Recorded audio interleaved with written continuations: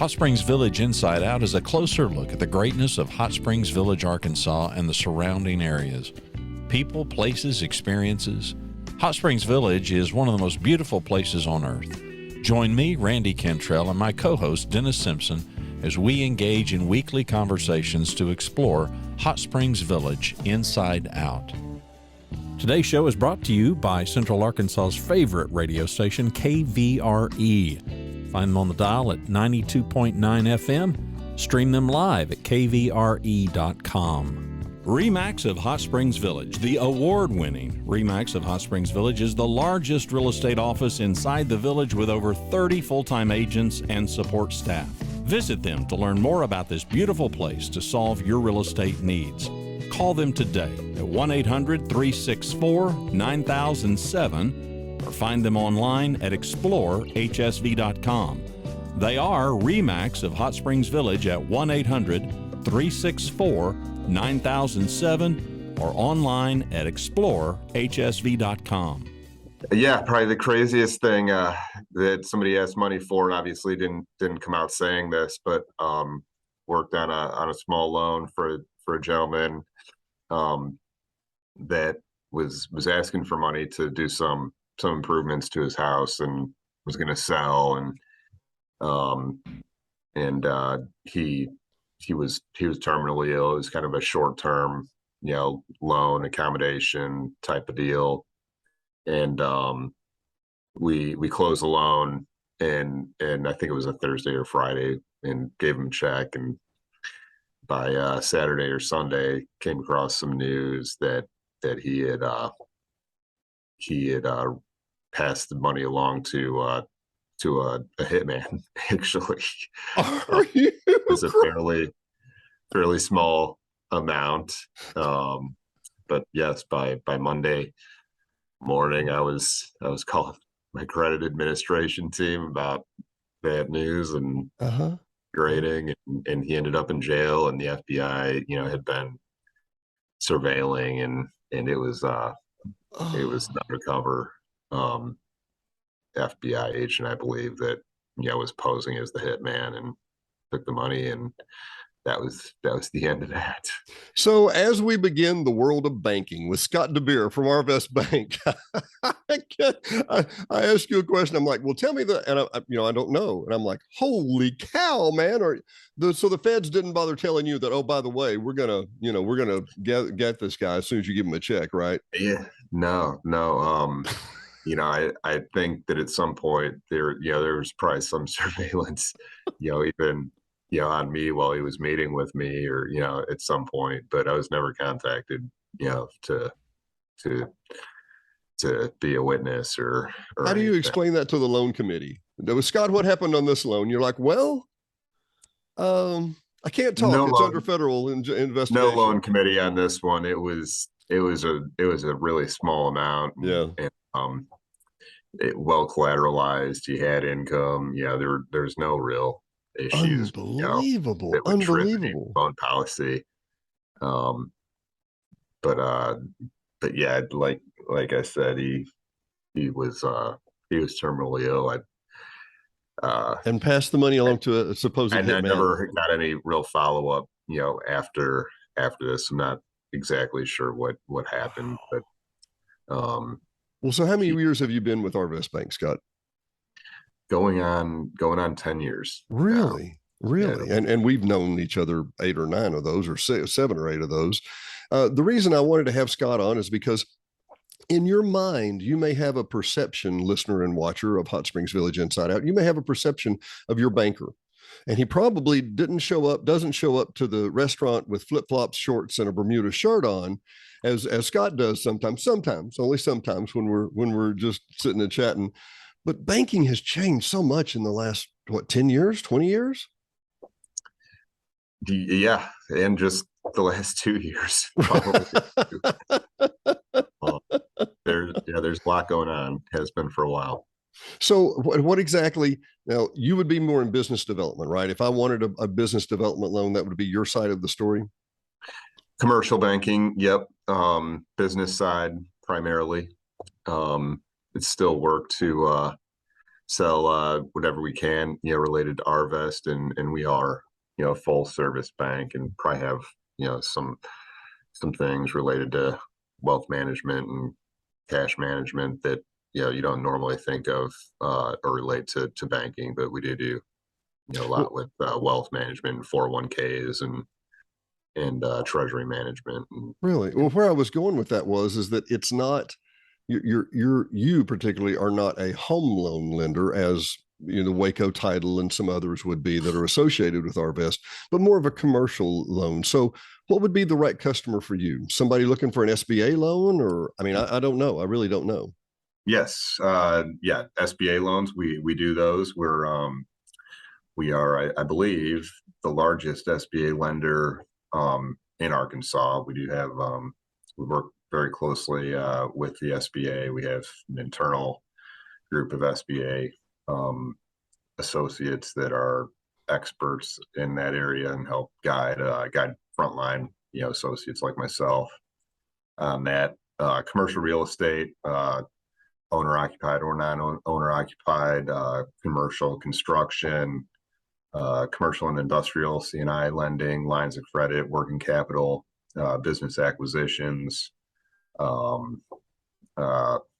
Gosh, just all business related things is what I'm hearing, right? Yeah. Well, now, and if I'm not mistaken, and you've obviously helped us with some of our Airbnbs, which is commercial, but it's residential property, but it's in a commercial entity.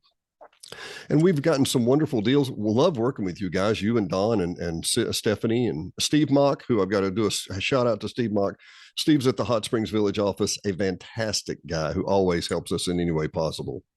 Steve, man, the people, the Hot Springs Village area love Steve. He is consistently highly ranked, I believe, in our market there. I think it just has something to do with that English brogue. He's just a Cockney gentleman. He's just a plain old gentleman.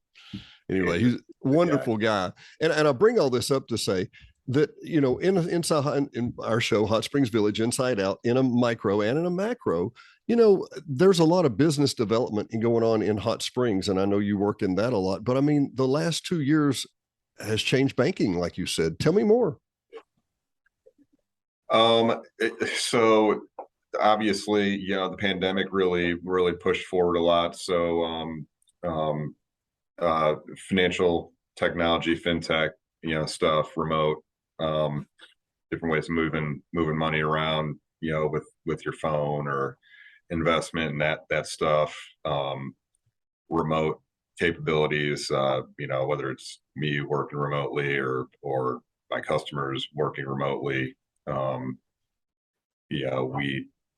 love face-to-face. I want to do that as much as possible. There's nothing no substitute better than working with somebody face-to-face, but there's a lot of efficiencies gained in just a Zoom meeting or a call, too. So and customers seem to prefer that in certain instances too. Just get it done quickly, on a Zoom call. There's nothing wrong with that too.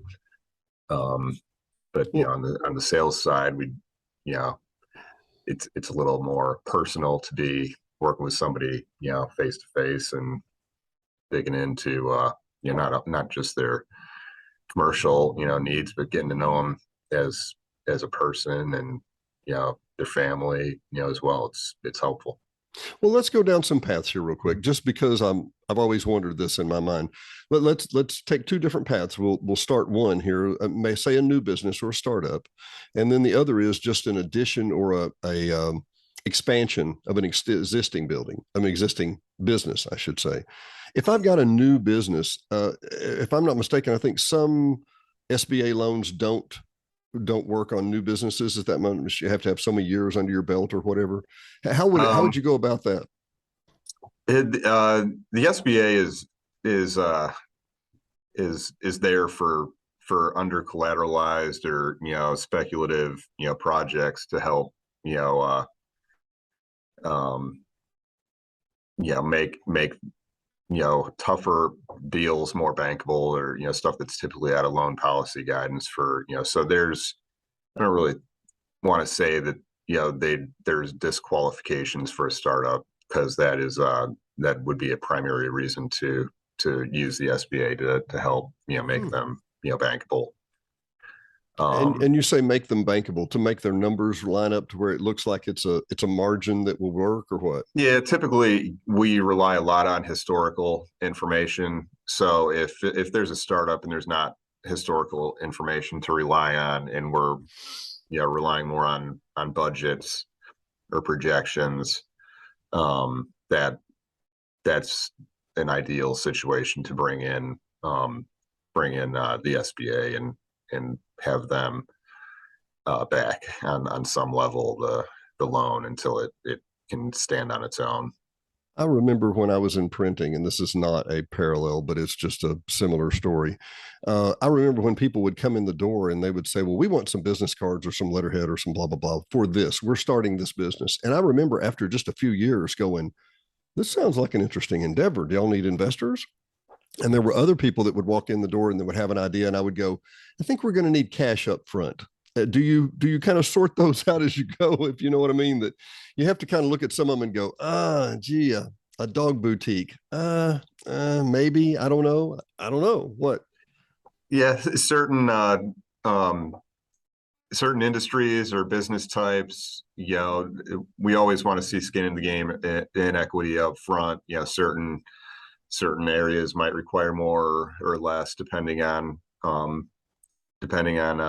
past performance and future expectations, and the level of primarily cash flows to cover the debt. Well, I guess in my mind, I'm thinking of like a startup, like a restaurant, because restaurant failures are common, I guess.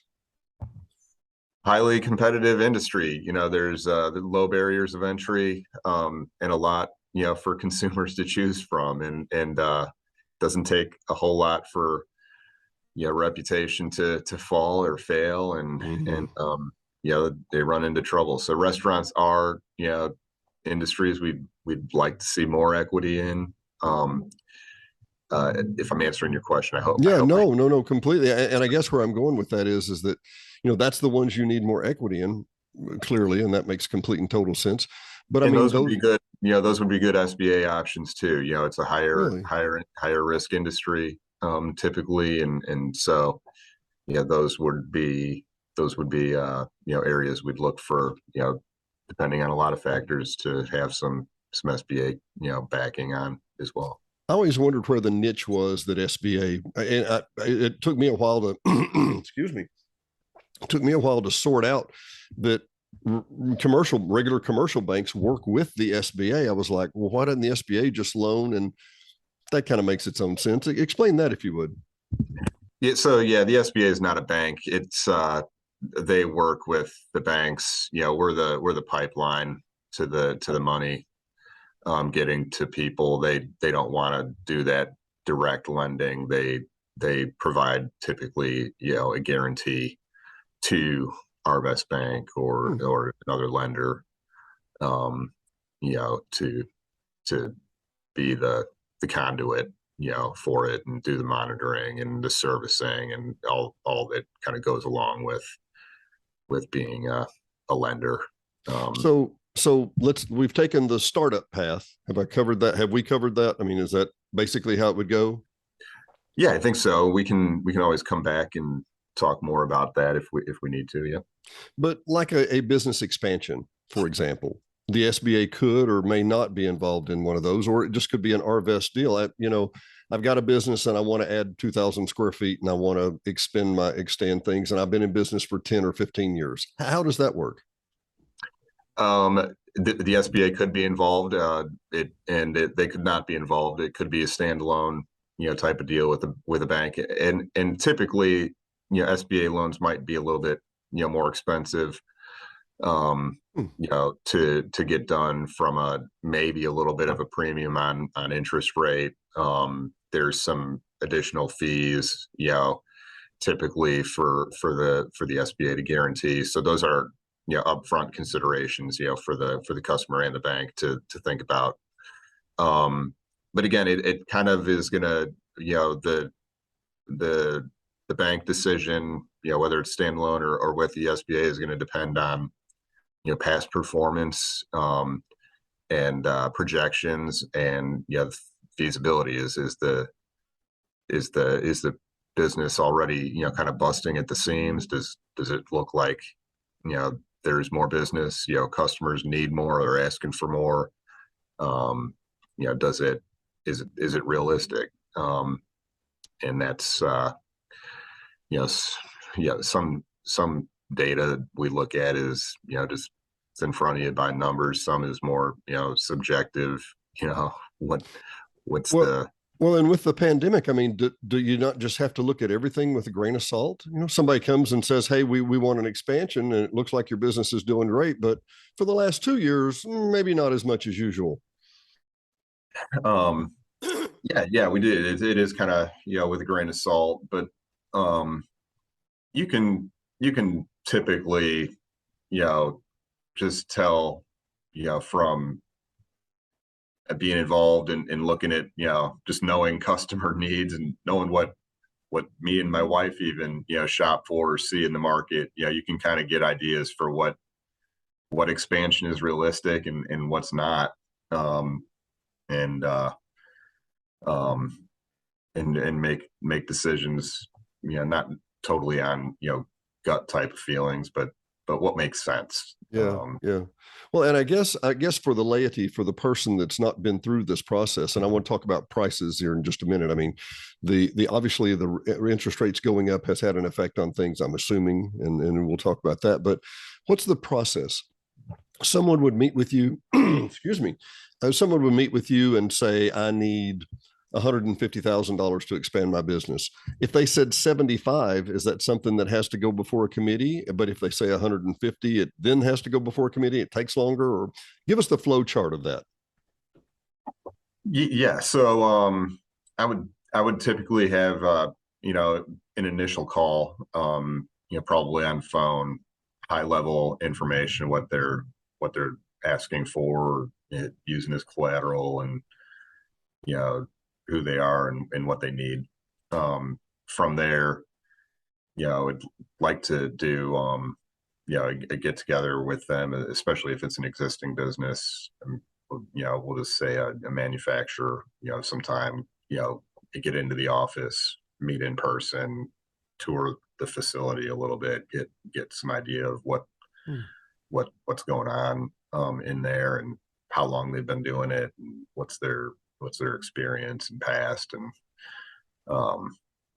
does it look like it's well run, taken care of, and 75 to 150,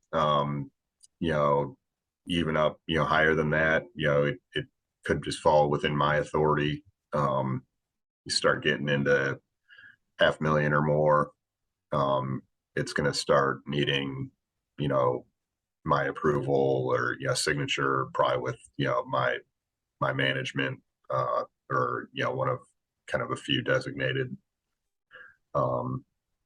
credit approvers that I work with, and then kind of in the million range. We'll just say it starts looking at more like loan committee or some multiple signatures, and we've done a lot to streamline that in the last few months or year. Well, we're pretty active commercial bank, but we are looking to be more of a commercial lender. I think Arvest maybe has a little bit more reputation as a retail institution, but we're trying to be more out there and known for some of the commercial stuff too. Well, so and what one piece of advice, just trying to speak to the business owner that's saying, well, we've been thinking about this, but I've never really worked with a bank before. And for myself, when at all possible, I try not to have to bank, to have to get a loan. Simply just don't want to have that debt. But there's some places you just can't go until you get some extra capital.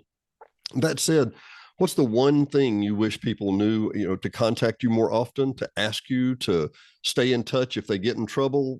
What would you say? Be as upfront, as possible. Some of the best customers are the ones that are quick to approach the bank, with good and bad information. It's always better, especially existing or expanding customers, to be thinking, at least 6 to 12 months out. But if you can have a kind of a rolling budget, that's looking a year to 18 months out, and being proactive about, cash flow and where and when you're going to need more money potentially, it's better to try to get that in place, well in advance of needing it, than kind of being behind the 8 ball and coming, in desperate need and needing something to happen in, a week or so. It's not that isn't going to be possible necessarily, but it puts it can put us in kind of a tougher position, and while we may not ask this question, it may be in our head that, well, why are they coming to me looking for this money so desperately, so quickly?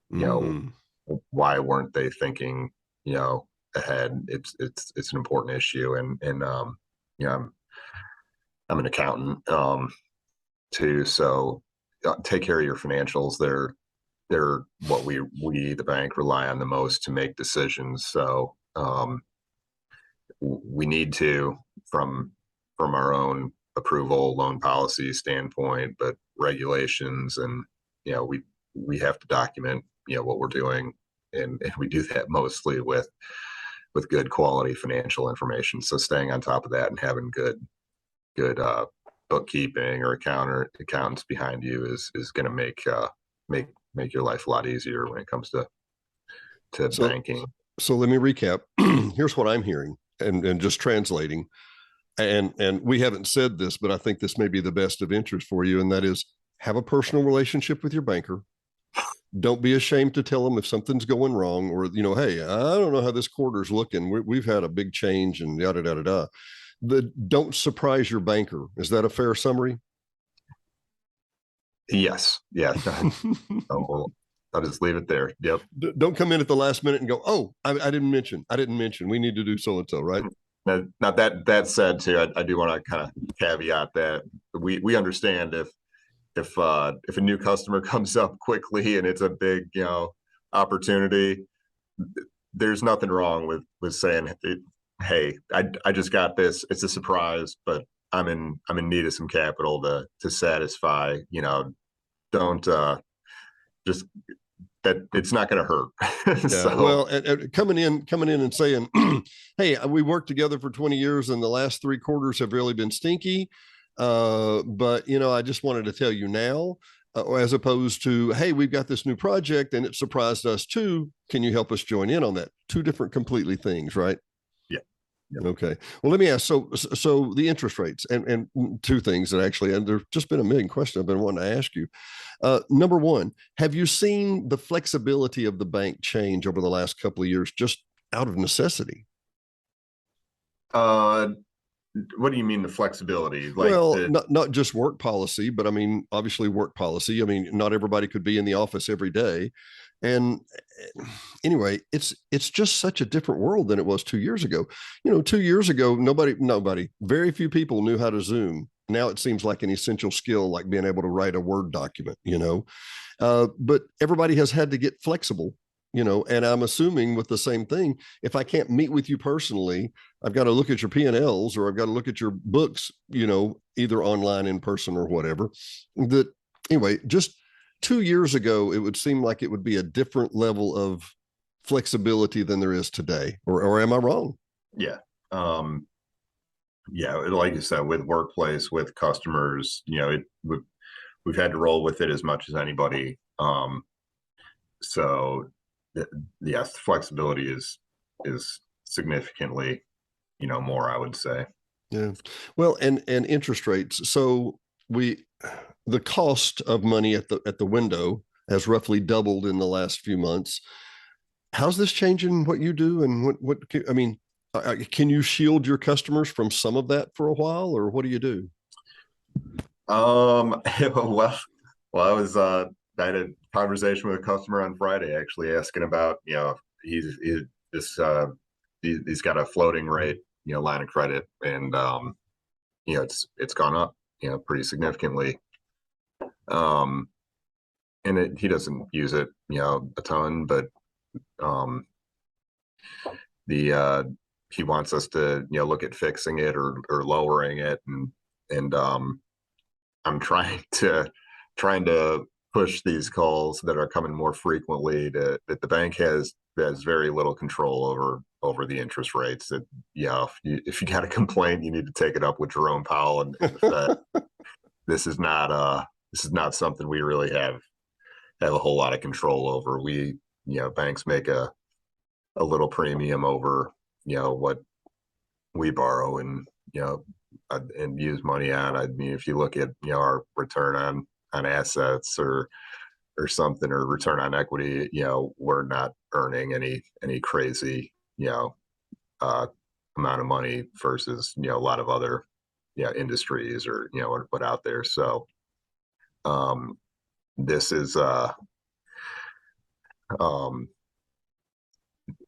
the Fed is trying to obviously rein in inflation. They have to do that in certain ways. Raising interest rates is one of them. There's a lot of free money put in the economy. It's not really so free. This is the cost of free money. Yeah. So what's the blue book on free money? Inflation, right? Yeah, we're all the loans that have been forgiven, or the checks that we got in the mail when the economy was effectively shut down. We're going to get paid back somehow, and this is one of the ways. And now it's just a matter of how long until that is brought into stasis, I guess we'll call it. Yeah. So look, this is the opinion part of the program. Do you think we're near the top of those inflation numbers, or are we historically normal? Or, I mean, where are we at historically and logically? Historically, we're really high. I'm a 43. This is the highest in my life. I professionally have not had any, experience at this level. So I'm just speculating a little bit. We do have an inflation number coming out later this week. It'll be pretty telling. My opinion is that we probably have topped. There's a lot of stuff that seems to be coming back into control, but there's a couple of things that are still well out of control and not showing good signs and are very sticky. Wage inflation being one of them. And we've got some, in my opinion, some fairly significant workforce issues that could keep that, pushing higher. Well, and long term. I wonder what part. I mean, I'm no fan of Jerome Powell, but I think he's doing as best he can. Let's say that. But it seems to me like it's driving a aircraft carrier. Okay, we're going to turn, and in about 20 minutes, you'll begin to notice that we're turning. And then we're going to continue turning, and we're going to continue turning. And now we need to straighten up. And about an hour after we straighten up, then you'll know we're going straight again. It's just such a massive economy to manage. Every quarter, okay, well, we're going to raise the rates this quarter, and that's going to slow down inflation in the next quarter, and we'll be able to measure it a quarter after that. Right? Maybe, possibly. I mean, the input to output seems to take a long time. Am I right? Yeah, there's a lot of kind of, I'll just call them micro data points that come out in between these monthly numbers that seem to be promising. Are we talking about things like payroll reports or stuff like that, or what do you have in mind, if I can? Commodity prices as well. A lot of that has come down significantly from from tops. So a lot of those input prices are coming back down. Some of the shipping cost figures, gas, employment, a lot of stuff that feeds into the inflation numbers. There's some promising, data coming in there. Very, very interesting. So, but it's housing is a third of inflation. Rent and housing costs just continue to kind of be out of control. Do you see that? Do you see any micro points trying to moderate that in any way, or is it home sales seem to be coming in? Supply is going up of that, so that would seem to indicate some positive. That the numbers should be coming under control there a little bit more. So, but there could, if it comes into there, a housing boom could come, from that again. I mean, there's a shortage of housing in this, so just the affordability right now is reining that in. But if rates were to go down, there's going to be a lot of people looking to buy, and that will, unless we start building more, that's going to be a problem. Do you still see a lot of cash in that side of the market? What do you mean cash in that side of the market? Sorry. Well, in my mind, a lot of the things here in the village, and once again, macro, micro. In my mind, a lot of the village has been fueled by outside money. A lot of the growth in the last 2 years has been fueled by outside money, simply because if you look as the numbers grow, and let's back down to the smaller level for a second, you have a home that has been roughly stagnant at $200,000 for the last 10 years, since the 2018 or since the 2010s or whatever. And that home is now rising in value. Well, you have out-of-state buyers coming in that are used to paying California, Texas, New York rates, and they're like, "Oh no, we've got cash. We'll just buy that out." Well, it didn't appraise. It didn't comp to the right level. That's okay. We'll just write a $50,000 check and make it balance. Well, now you have a rising level that rises over itself, and then as you get to the other homes that have evaluated in price also, well, now they comp. They comp because they're so much more valuable? No, but they comped because this other cash came in and made those homes comp. Am I making sense, or am I mistaken? I mean, yeah. And I think I'll try to answer. So you got a supply demand imbalance there. You got more demand for houses, or housing there, or to live there than supply. So that's going to drive, the value. Hot Springs Village too typically has been a pretty high, low loan to value. There's a high equity. It's an older community. a lot of paid off homes. Yep. So there's a drive there too, with a lot of the workplace flexibility, that if you can work remote, then you can choose, where you want to live, and cost of living and quality of life, in my opinion, in the village or Hot Springs, or a good chunk of Arkansas in general, is very favorable than a lot of areas too. So that's really kind of driven some of the growth. I mean, I'll brag on myself a little bit. I'm from the Chicago area, and when I 10 years ago was looking, I'm a little bit from the early part of the generation that were, quality of life, or is not, I don't want to say, the choice of where to live, is a high, I'll find where I want to live, and then I'll find a job type of deal. Mm-hmm.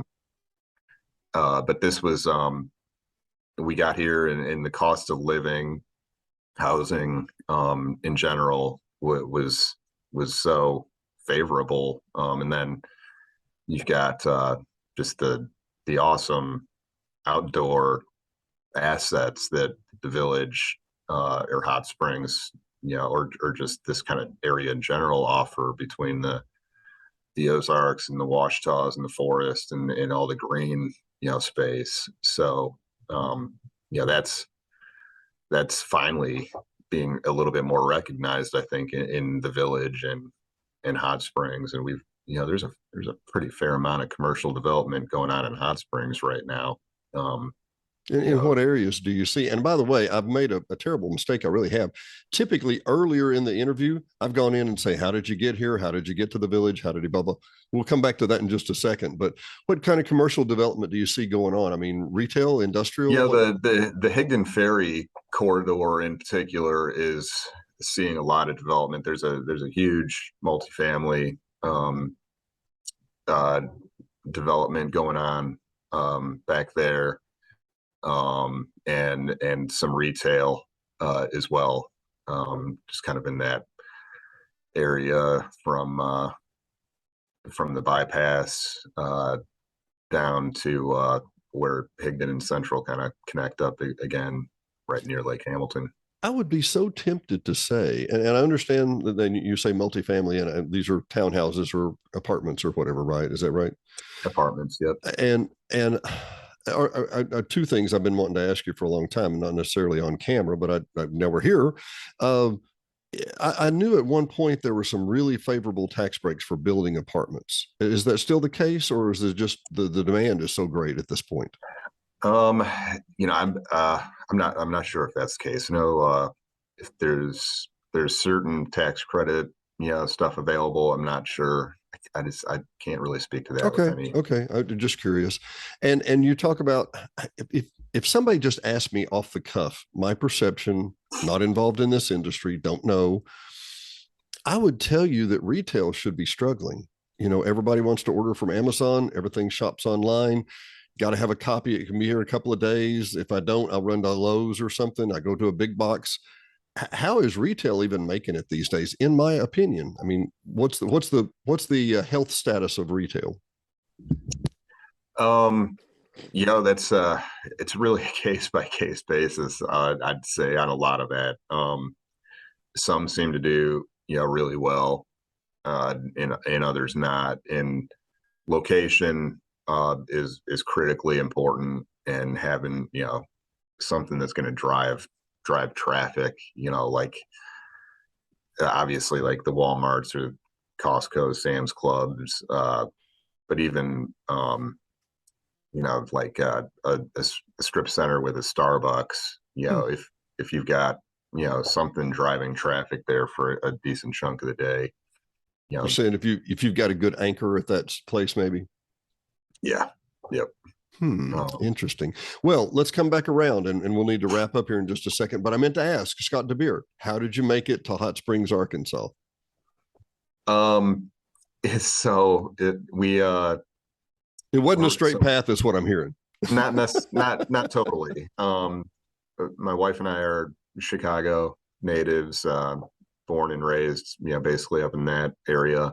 Lived in a few different locations, downtown, area, our entire 20s, basically. And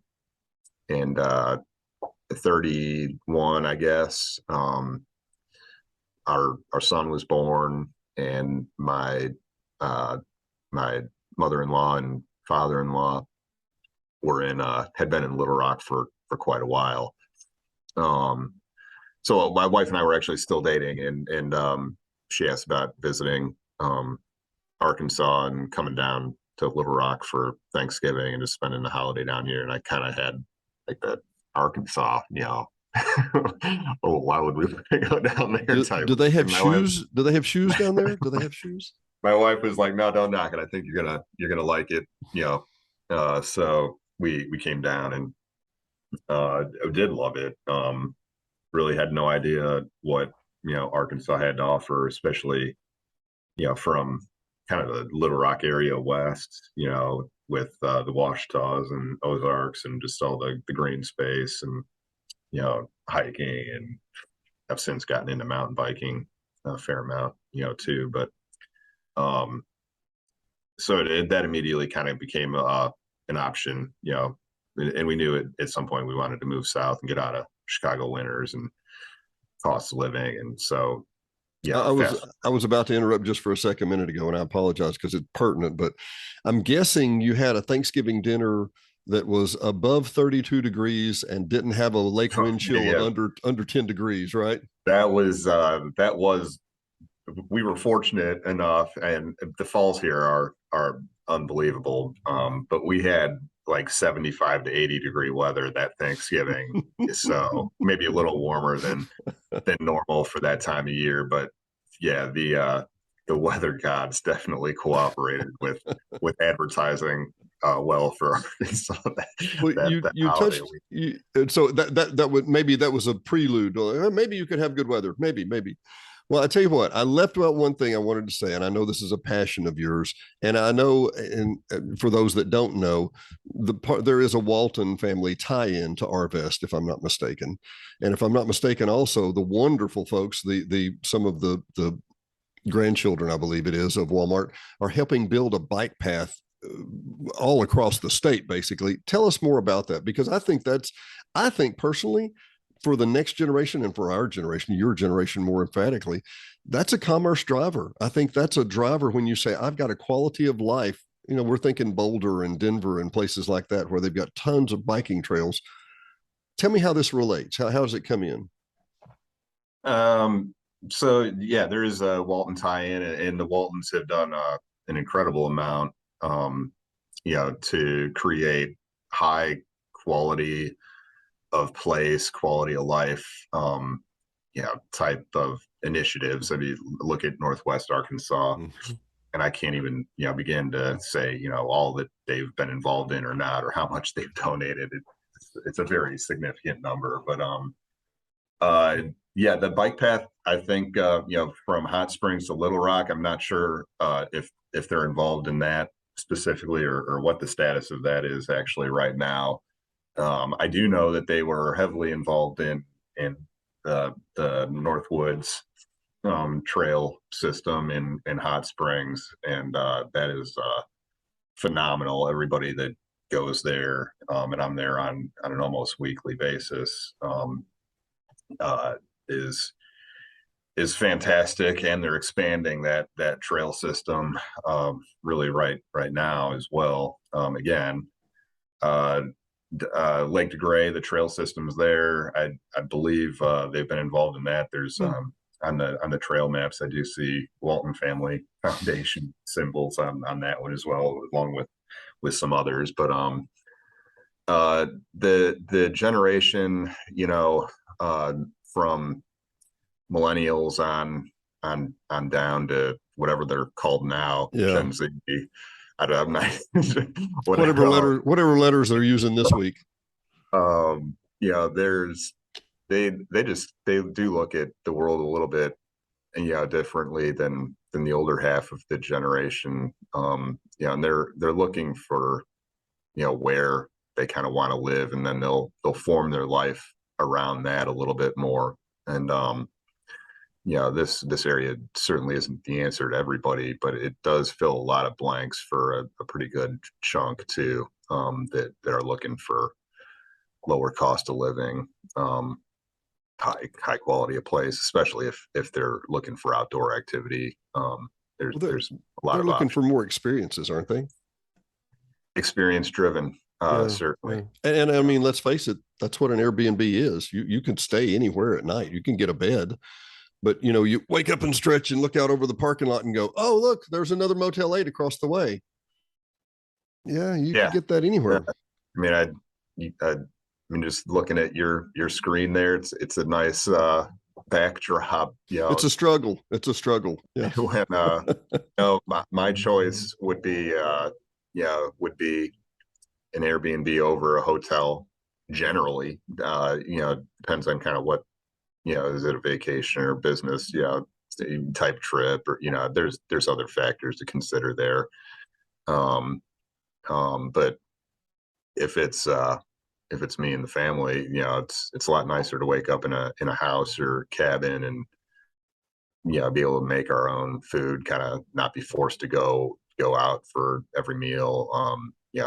Sit out on the patio and peacefully drink, some coffee. It's there's a lot of advantages to that, and you can go anywhere. I mean, look at the Airbnb, literally around the world. Yeah. Way that you can search for stuff on some of those is pretty cool. You can look for exactly what you want.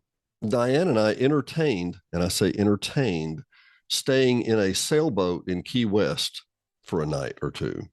So they rent out yurts, they rent out tents, they rent out, you name it, A-frames, small homes, you name it.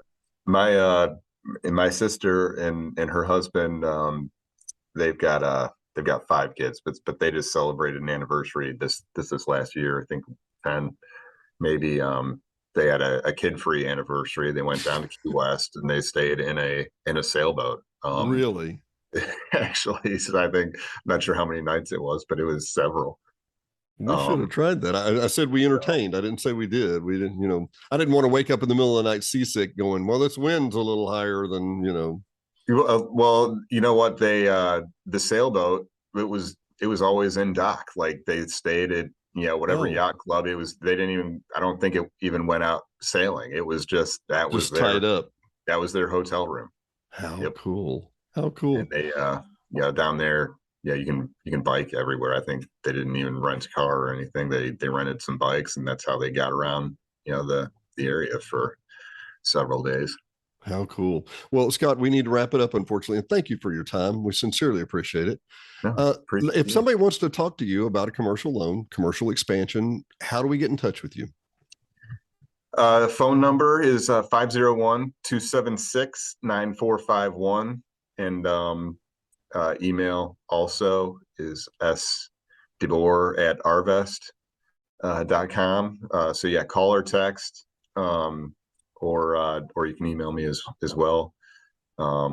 We'll put those links under the show so that people can contact you. Because honestly, it never hurts to have a banking relationship. To walk in the bank when you truly need something and literally be a stranger, it's not necessarily a good idea. Do you think? No, it's you're better off having a relationship with your bank, and you're going to do yourself some favors. If that relationship is a little deeper, from a knowing your banker perspective, and your banker knowing you and your business, as well as services, deposits, cash management, wealth management, and treasury. We can do stuff with trusts, and you'll you not only help yourself when you need money to probably speed up the approval and just the trust factor that's involved there, but more services can help with more advantage in the pricing area too. When you need it. So if I've known you a couple of years, I might get a better deal than if I've never met you, right? You might. Oh, yep. Well, Scott, it's been a pleasure having you on. Scott DeBoer, Arvest Bank, Hot Springs, from Hot Springs Village Inside Out. We will talk to you next time. Thanks, Scott. Thanks for listening to another episode of Hot Springs Village Inside Out, a podcast where Hot Springs Village, Arkansas is the star. Please subscribe to the podcast. You can do that by visiting our website, hsvinsideout.com, and tell a friend.